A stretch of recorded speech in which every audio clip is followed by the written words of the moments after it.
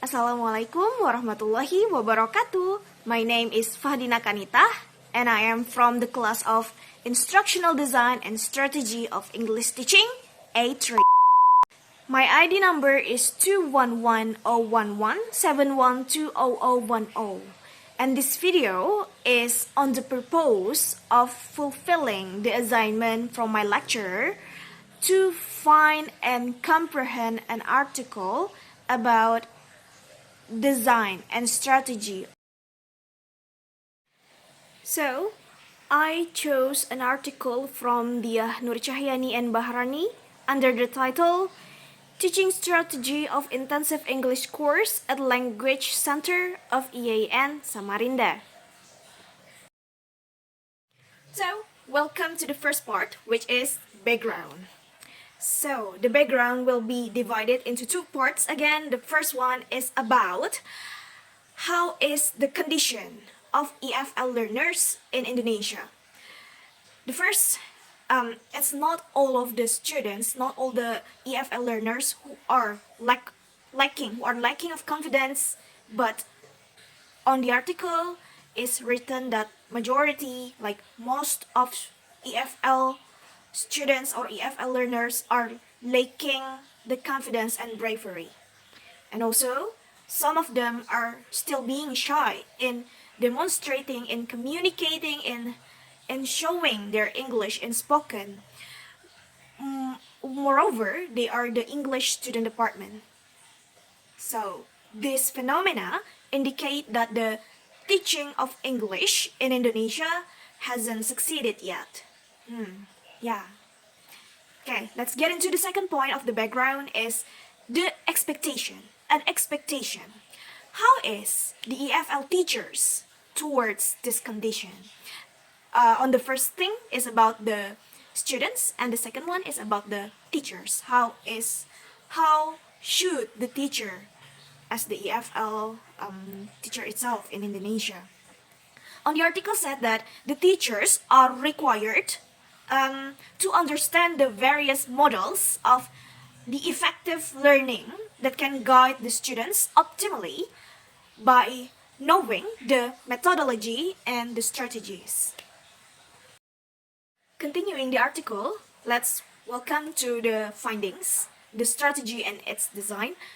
Moreover, when I read the article, the authors try to show that the teaching approach that they used in teaching in the intensive English course in IAIN Samarinda, they propose to use the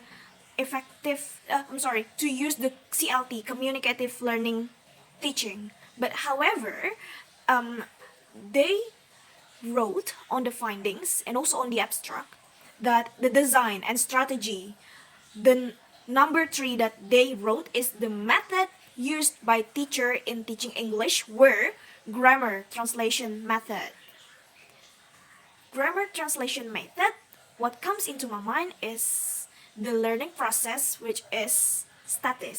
It's not dynamic learning process like CLT that they have been proposed on the learning process on the article, but maybe it's some kind of like they combine both of them, like they also use grammar translation method but with the CLT, communicative learning teaching.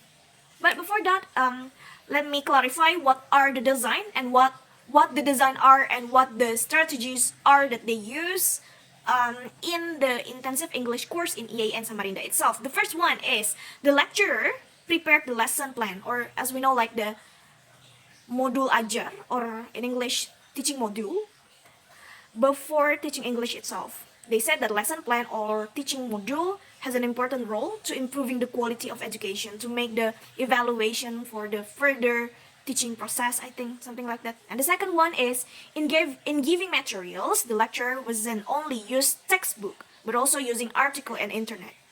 Okay, using lots of sources to learning, not only focusing on the textbook itself, but combining with technology, internet, and article. The third, the method used by teacher in teaching English were grammar translation method, right? they wrote the grammar translation method, the GTM. But when I read the whole article, they propose the communicative learning process. So I think they combine both of them. The fourth, the media used by lecturer in teaching English were visual. Okay. The fifth, in classroom, the lecturer built the good interaction with the students and help the students who have difficult in the lessons.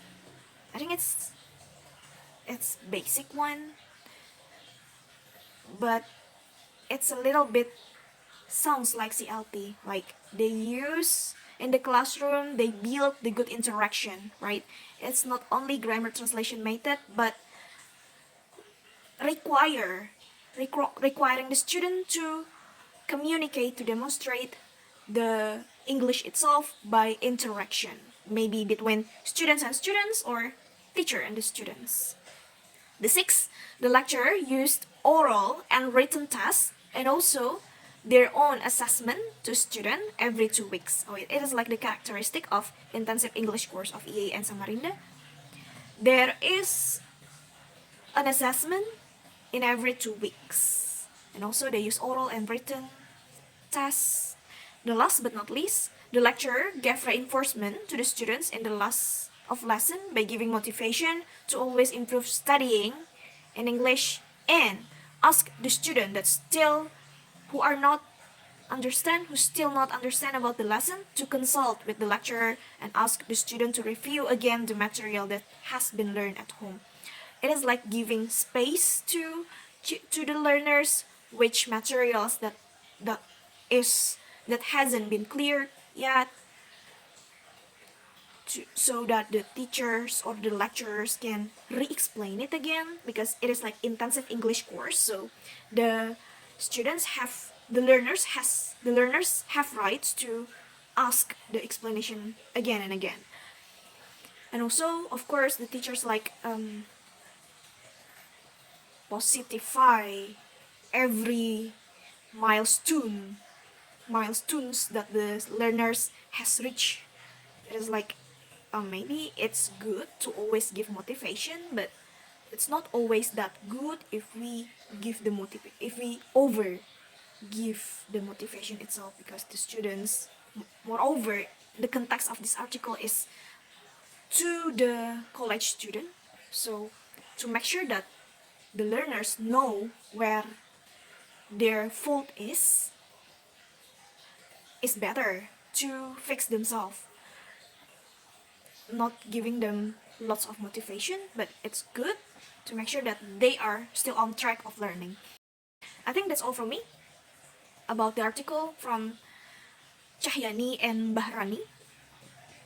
Nurcahyani and Bahrani about teaching strategy of intensive English course at Language Center of IAIN Samarinda. I hope it is useful, and this is for the fulfilling of my assignment. I am sorry first to my lecturer if this video is not that perfect. The second one, I am sorry to the author of this article if I made mistake in explaining you guys article.